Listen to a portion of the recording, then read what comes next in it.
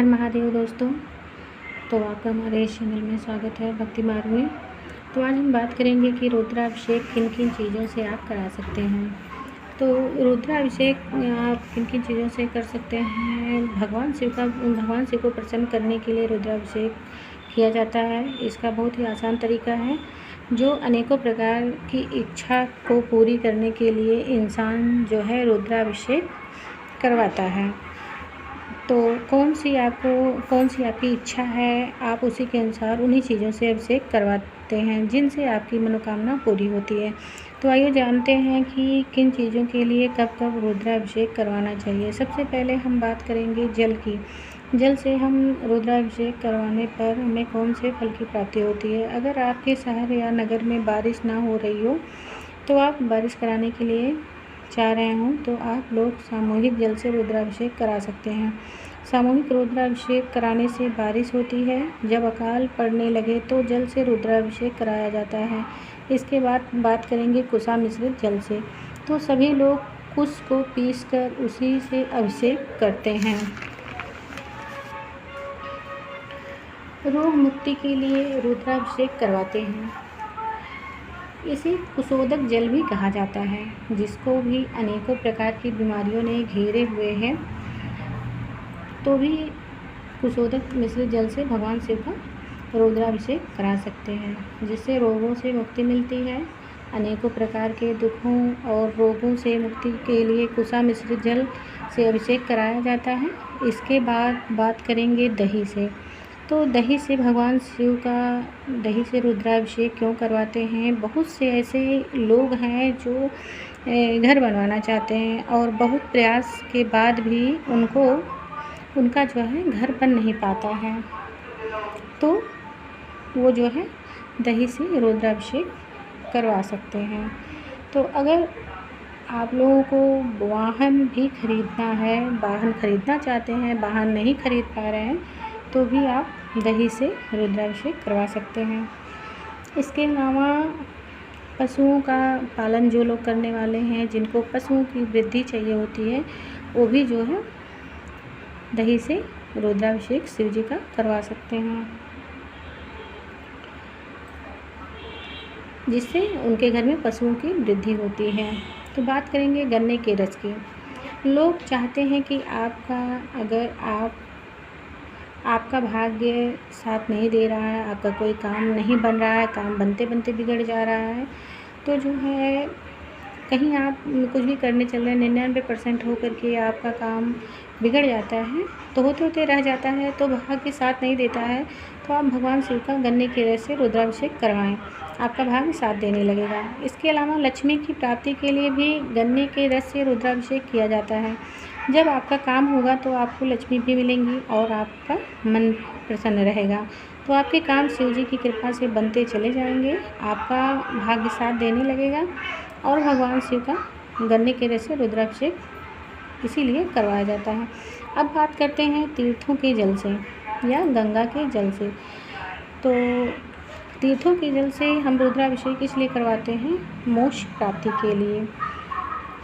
गंगा के जल से या तीर्थों के जल से रुद्राभिषेक करवाते हैं कि मोक्ष की प्राप्ति हो। तो किसी को बुखार बहुत अत्यधिक हो, बुखार नहीं छोड़ रहा हो, तो गंगा जल से रुद्राभिषेक करवाने से इससे बुखार से मुक्ति मिलेगी। अब हम बात करने वाले हैं दूध से, कि दूध से जो है रुद्राभिषेक क्यों कराया जाता है। तो आइए जानते हैं कि दूध से कौन से फल की प्राप्ति होती है। अक्सर आपने देखा होगा कि लोग दूध से रुद्राभिषेक करते रहते हैं। तो दूध से रुद्राभिषेक करने से यदि आपके या किसी के पास संतान ना हो तो या पुत्र की प्राप्ति ना हो तो वो दूध से रुद्राभिषेक करवा सकते हैं। यदि आपकी और भी कोई मनोकामना हो तो भी आप दूध से रुद्राभिषेक करवा सकते हैं। अगर आपके घर में क्लेश हो रहा हो तो भी दूध से रुद्राभिषेक करवा सकते हैं कि क्लेश ना हो। आपका शुगर अगर बहुत अत्यधिक हो, कंट्रोल ना हो रहा हो, तो भी आप भगवान शिव का दूध से रुद्राभिषेक करवा सकते हैं, इसके लिए भी करवाया जाता है। अब हम बात करेंगे कि शर्करा या दूध में शर्करा मिश्रित यानी कि मिश्री मिलाकर के अभिषेक कराने पर कौन सा फल मिलता है। यदि घर में बालक, जो भी बालक होते हैं घर में चिड़चिड़े होते हैं, मंद बुद्धि के होते हैं, तो जिनका दिमाग कमज़ोर हो उनके लिए शर्करा मिश्रित दूध से रुद्राभिषेक करना चाहिए।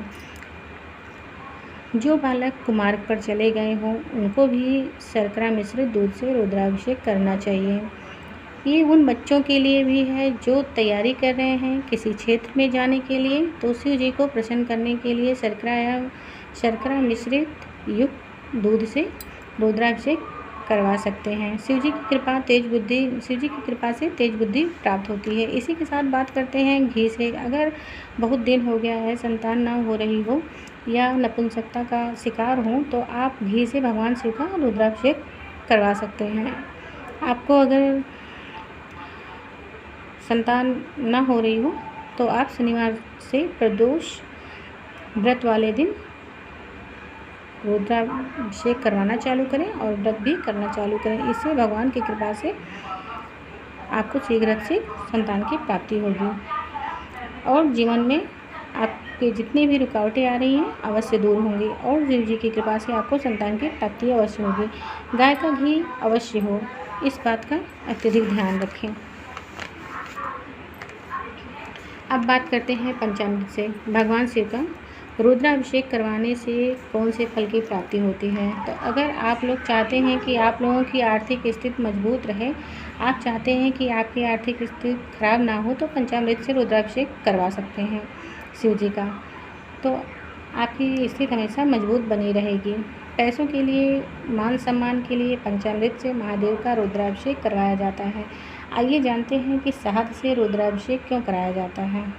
आप लोगों को लगता है कि बहुत बड़ी बीमारी हो गई है, लाइलाज है, बीमारी ठीक नहीं हो रही है, तो इसके लिए आप शुद्ध शहद की व्यवस्था कीजिए और भगवान शिव का रुद्राभिषेक करवाइए। और शुद्ध शहद से रुद्राभिषेक करवाने से शिव जी अति प्रसन्न होते हैं और जितनी भी बीमारियां हैं वो दूर होती हैं, पापों से मुक्ति मिलती है और रोगों से भी पीछा छूटता है। हम रोग मुक्त होते हैं और पापों का क्षय होता है, तो इसके लिए शहद से रुद्राभिषेक करवाना चाहिए। इसके बाद बात करेंगे सरसों के तेल से रुद्राभिषेक क्यों किया जाता है। आपके शत्रु अधिक हों, शत्रुओं का नाश के लिए सरसों के तेल से, अगर आपके अनेकों प्रकार के रोग भी हो रहे हों तो भी रोग से मुक्ति के लिए भी सरसों के तेल से शिव जी का रुद्राभिषेक करवाया जाता है। दोनों के लिए ही है, आपके शत्रुओं के लिए भी, शत्रुओं पर विजय पाने के लिए भी है और रोग से मुक्ति के लिए भी है कि रोग बहुत बड़ा है, अगर दूर नहीं हो रहा है तो आप करवा सकते हैं सरसों के तेल से रुद्राभिषेक। तो आइए बात करते हैं फिर कि इत्र से शिव जी का रुद्राभिषेक। अगर आपके दाम्पत्य जीवन में बहुत खटास है, चल रही है, जो जीवन में अनेकों परेशानी को उत्पन्न कर रही है, पति पत्नी में अनेकों परेशानी हो, तो इत्र से अभिषेक करने पर दाम्पत्य जीवन की सभी परेशानियां खत्म हो जाती हैं, प्रेम बढ़ता है और खुशियां आती हैं।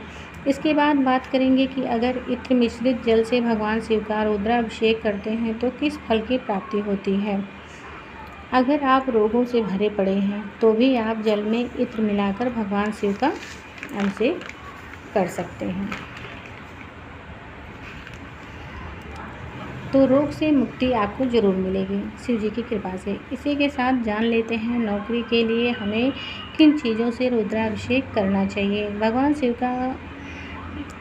का जो भी भाग में दूध मिलाकर रुद्राभिषेक करना चाहिए,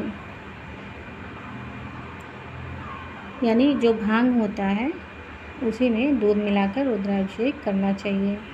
अगर आपकी और भी कोई मनोकामना है तो भी उसे पूरा करने के लिए दूध में भांग मिलाकर रुद्राभिषेक करने से आपकी इच्छा पूरी होती है। इसके बाद बात करेंगे कि घी और शक्कर को दूध में मिलाकर भगवान शिव का अभिषेक करवाते हैं तो किस चीज़ का फल मिलता है। तो भगवान शंकर का जो है, अगर आप घी और शक्कर मिला कर के आप रुद्राभिषेक करवाते हैं तो आपको जो है संतान और धन की प्राप्ति होती है। इसी प्रकार कुछ लोग जल में मध मिलाकर अभिषेक कराते हैं तो उससे धन की प्राप्ति होती है, लक्ष्मी की प्राप्ति होती है। आशा करती हूँ कि आप लोगों को ये वीडियो अच्छा लगा होगा और मेरी इस वीडियो से आप लोगों को थोड़ी भी अगर हेल्प मिली होगी तो आप लोग वीडियो को लाइक करिएगा और कमेंट में हर हर महादेव ज़रूर लिखिएगा। इसी के साथ में आपसे फिर नेक्स्ट वीडियो में, दूसरे वीडियो में अच्छी सी जानकारी लेकर के आप लोगों के सामने फिर एक अच्छी सी वीडियो लेकर के आएंगे। तब तक के लिए हर हर महादेव, जय महाकाल, जय शंभो।